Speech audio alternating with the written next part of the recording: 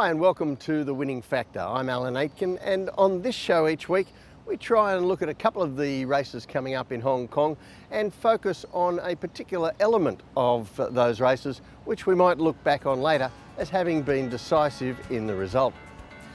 The first race we're going to have a look at on Sunday is race 1, and our winning factor here, the pace. Now this is a fairly open race as we look down the field.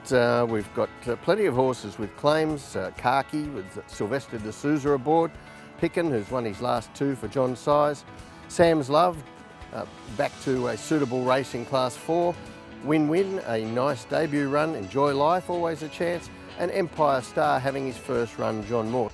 So there are plenty of winning chances in this race, but we're going to have a closer look at Picken and why he looks the horse to beat here, despite and maybe even because of his wide barrier.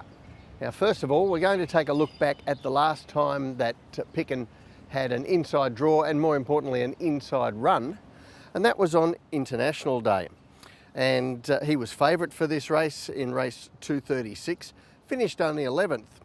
But if we have a look where he is in running, and he looks very uncomfortable there on the inside with horses surrounding him, and he really didn't put in his best effort or run much of a race at all. Now after that he went to race 277, John Size took all the headgear off him and he drew an inside barrier again, but this time Joe Moreira was very conscious of being aggressive on him early, putting him up on the speed outside the leader, and this time he didn't have horses surrounding him in the run. He looks a lot more comfortable despite the fact that he worked hard in the run. You can see on the heat map there that this was a fast run race early, the leader's tired, but Picken was still very tough down to the line to win the race. He won again at his most recent run. This time he drew outside and went forward, and as you can see from the heat map on this one, the pace wasn't quite as brutal, but this time Picken had to be tough for a different reason.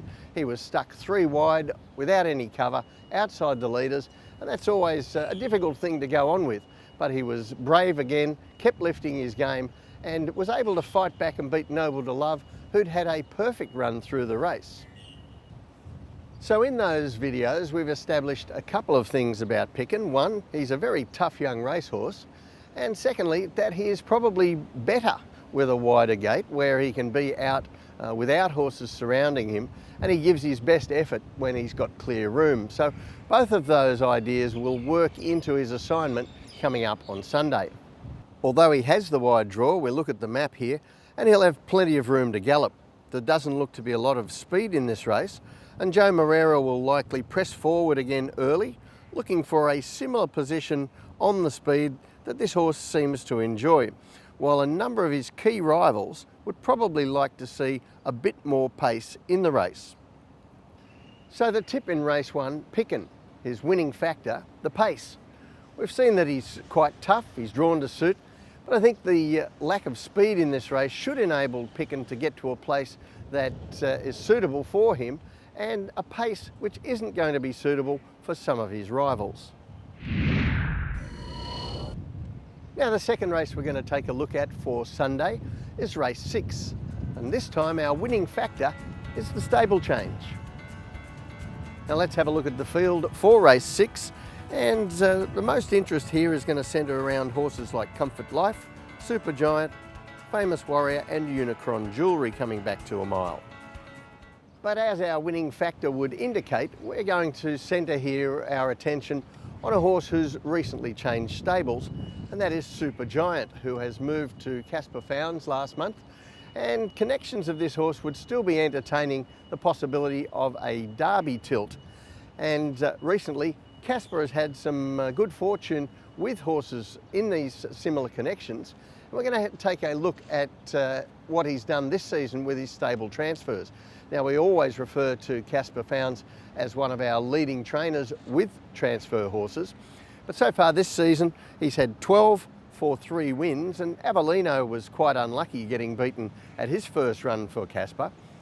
But I'd also like to point out we can reduce that further by taking out the horses who clearly weren't fancied in the market here, 3 of them outsiders, and that starts to look more significant. 3 winners from 9 and 1 very unlucky second. You might also notice from that list that several of those horses were in the same ownership as Supergiant. Fearless Fire was able to win a couple of starts after joining Casper Founds, and Super Lucky was able to win at his first time out. So Casper will be keen to continue that run with these owners, and also with a horse of this quality who's probably knocking on the door for those 4-year-old classic races. Now we're going to briefly look at his run so far in Hong Kong Supergiant. And we go back to July last year, his first run in Hong Kong when he was at triple figure odds. And this was a super effort in a 1400 metre race, coming from last to finish third. Then we're going to look at his first run this season when perhaps a touch disappointing, but this was a race fought out by horses that raced up on the speed. Once again from a wide gate over 1400 metres, Supergiant was back with the tailenders and ran on. And then he had excuses at his most recent run. Now, I want you to note carefully where he is in running here, Supergiant. This was a step up to 1600 metres. This time he had a good draw, and Zac Purton was able to put him up fairly handy to what was quite a fast pace. Unfortunately, the leaders in that fast pace got very tired from about the 500 metres, and they dropped back in Supergiant's face as they straightened for home, and the race really went away without him. He got out late, but things were well all over by then. Now, since the move to Casper Founds in December, Supergiant has had a trial, and Purton rode him again here. This time the horse had no headgear on. He had blinkers in that previous run over a mile, but he had no headgear on here in his January 4 barrier trial. And he gets back a little and then doesn't get any room at all in the straight. So he looked full of running. It was a fairly uncompetitive trial, but it was still a guide that he looks to be going well since joining Founds. Now on Sunday, the trainer has gone for a hood to replace the blinkers amongst several gear changes for Supergiant. And I expect that that should enable him to be able to keep some sort of a position midfield, or maybe even a touch closer in the run.